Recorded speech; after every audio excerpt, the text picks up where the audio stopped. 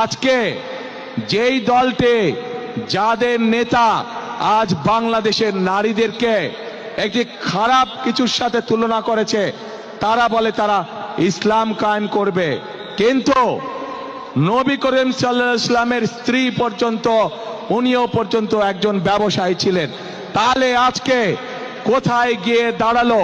বাংলাদেশের নারী সমাজ তথা তাবৎ পৃথিবীর নারী সমাজকে কিভাবে অপমান করা হলো? যে দলটি নির্বাচনের আগে দেশের অর্ধেক জনগোষ্ঠীকে ঘরের মধ্যে বন্দী করতে চায়, যে দলটি নির্বাচনের আগে দেশের অর্ধেক জনগোষ্ঠীকে অসম্মানজনকভাবে কথা বলে, তাহলে আপনাদের কাছে আমার প্রশ্ন, আজকে নির্বাচনে যদি তারা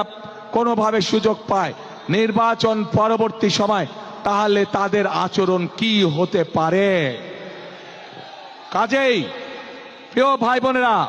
এরা শুধু নিজের স্বার্থের কথা বোঝে, এরা ধর্মকে ব্যবহার